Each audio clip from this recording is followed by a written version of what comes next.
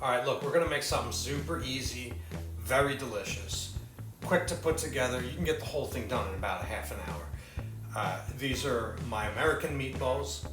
They're not Italian meatballs, so if you're like, oh, my grandma does this or my grandma does that, you know, it's makes it that much better. I don't really give a shit what your grandma does, okay? This is how I made my meatballs. They're delicious, they don't get complaints, and it's very simple ingredients. You're gonna need some meat, okay? About a pound of meat. Doesn't have to be organic, grass-fed, or whatever. This is what I picked up at the Target, so that's what's there. A little bit of regatta, okay, or ricotta, if that's how you say it. You can throw some pepper in if you want.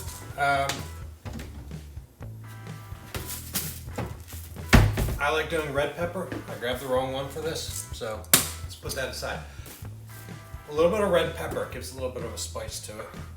Some garlic, just for a little bit of flavor. Now you can use this. Hold on. You can use this in there, right? This is some jarred garlic in olive oil. Not bad. I'll throw it in there this time just for a little extra kick. But if you got the garlic powder, the garlic salt, whatever, use it. You know, why not? It's flavor. Also gonna want breadcrumbs, okay? This is not me saying one brand over the other. These are just two different types of breadcrumbs. I like panko. I think panko is the best type of crumb you can use. It's a little bit bigger, has a little better absorption and all of that. The Progresso, the Italian breadcrumbs, they're smaller, they're a little flavored.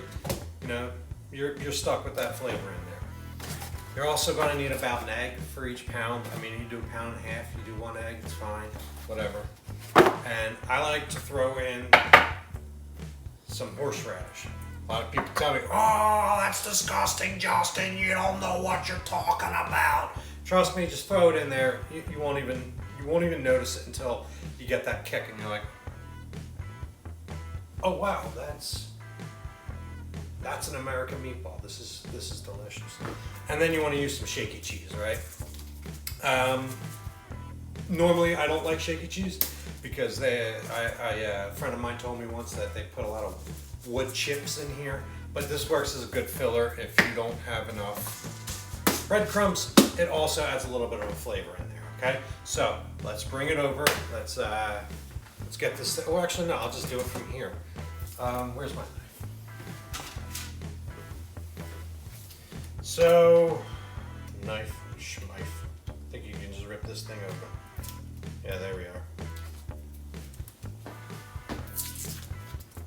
Now, a lot of people are like, oh, well, you need to do this a certain way. You need to have, you need to make sure that you're using the right amount of ingredients, because if you're not, then it's not going to be. This isn't baking, okay? If you're baking and you put in too much baking soda, you put in too many eggs, yeah, you're going to screw it up. This is cooking. We got a lot of room here, okay? Let me grab a fork real fast.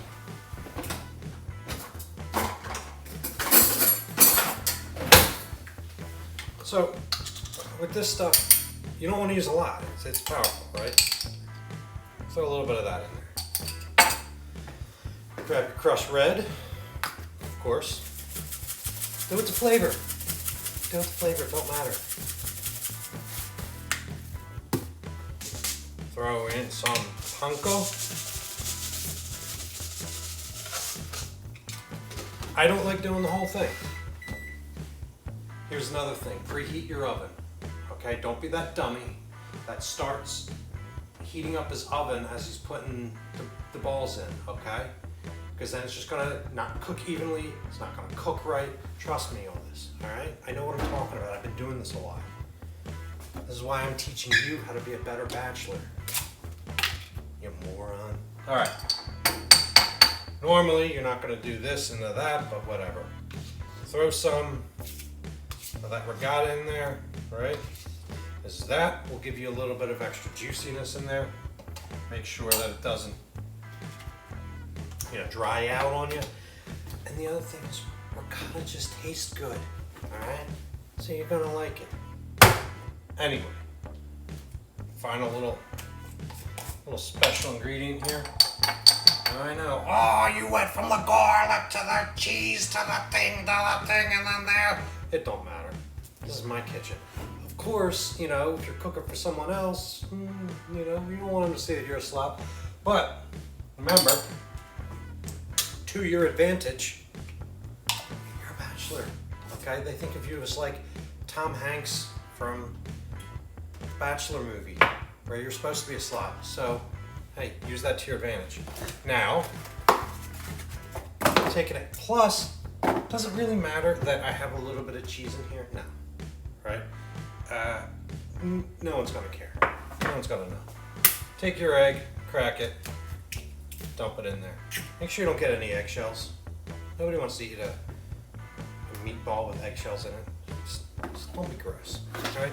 Now you got this. Let me see. Yep, there we are. I have my monitor over here, so I'm watching. You got that, and then you just get your hand in there. Right? Just get your hand in there. Feel it around. Become friends with it. Enjoy it. Say, hey there, meatball. Hey there. You're about to be some meatballs. You're about to be delicious. Oh, you mix that around. I can just smell it right now. So you mix it around, right? Get it nice and mixed. Here's the thing, right? If this is too moist for you, a little bit too much liquid, so that's perfect, just add in more breadcrumbs. If it's too dry, I don't know, throw in some more cheese, throw in a little bit of Worcestershire, okay? Worcestershire is a meaty flavor. It'll go a long way with this type of deal, all right? It's not gonna kill you to experiment, all right? You don't have someone over your neck, going, oh, this is how you gotta make it. You're the bachelor, do what you want. All right, see, these aren't holding very well. As I ball them up, there's two things about a meatball that you have to understand. One, it's made of meat. None of this impossible meat nonsense, all right? We're not eating bugs that they turned into flavored ground beef or whatever the heck crap that is. The other thing is, it needs to be a ball, okay? That's not a ball. So what we want to do is add a little bit more panko because it's a little moist. This will then allow it to bond together a little more, make it a little more grippy. All right. Ah, there we are. Okay. So we've got our meat right there. Check that. Got our meat. Now what we want to do, I want to do balls. All right. Just grab a little bit. I like the big balls. The big spicy balls. So you want to do a couple of these about that size, right? Where do we got there? There we are. About that size, right? Nothing wrong with that. Nothing wrong with that. You can get a little smaller if you want a whole line of them. If you want them the size of Swedish meatballs, that's quite fine. I like mine a little bigger. Put it right there. Now here's an important part, right? See this guy? This little cooking sheet, parchment paper, all right? Put the parchment paper down. Don't be a dummy. Put the parchment paper down so that way all those juices, they sit on the parchment paper. They don't get down there on your metal. You're not scraping. You're not staining your cooking sheet, okay? Work smarter, not harder. So we'll do this for the rest of them. I'll make a cut, and then I'll come back when I'm ready to put the meatballs in. Oh, they moved on me. All right, so here we are, right? Let me see. Can you see them? All right, they're raw, but here you are. You got the meatballs. You evenly space them out on the sheet, right? You want this guy set to 420. It's an easy enough thing to remember, okay? 420, you run it for like 20, 22, 23 minutes, whatever. You know, you'll know when they're done. The whole house will smell delicious. And then you take them out, let them cool for a little bit. And here's what you can do. You can go ahead and you can make yourself a little pasta sauce. You can go ahead and make a little bit of mac and cheese, put them in there. These things are a universal deal, right? Make sandwiches, put it in spaghettis, whatever you want to do. All right, I'm gonna throw them in here. When they're done, I'll pull them out. I'll show you what we're looking at, all right? All right, so here's the problem with doing two different videos when you're using the timer.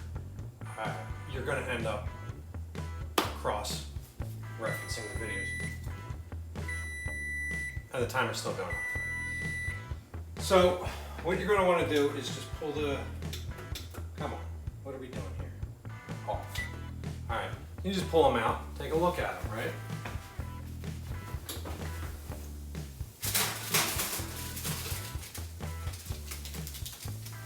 There's our meatballs. Let's see how we're looking here. Can you see that? Yeah? All right. Let's take off.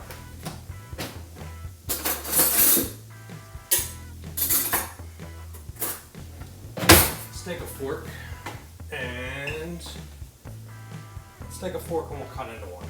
Just give it a shot. Because if they're not done, they're not done. You throw them back in there. Doesn't have to be perfect on your first try. Oh, look at that.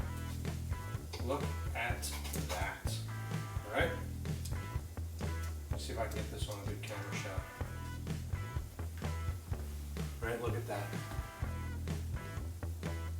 All right. It's nice and cooked all the way through. I know the shadowing isn't great, but there you are. Okay? Have all the flavors in there. Bang, bang, boom. It's super easy. If you don't want the horseradish, don't throw it in there. But I'm telling you, put it in there. Your mother will thank me. Well,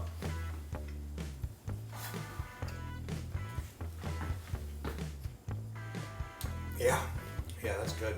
Now, and here's another thing about meatballs. You can use a meatball mix. You can use a 3-part mix. You can buy the mixes at your supermarket, or you can mix it yourself. Where it's the pork, I think it's lamb and beef, but it's 3 different. It's delicious. It's 3 different meats. But don't skimp. You know, if you're gonna make food, make it delicious. If you like turkey, use turkey. But I don't like it, so I don't use it. I'm not worried about sitting there going, oh, I ate the best I could, and then when I'm like, dying early of COVID or whatever, no, I'm just kidding. I'll cut that part out. But in all seriousness, just use whatever you want.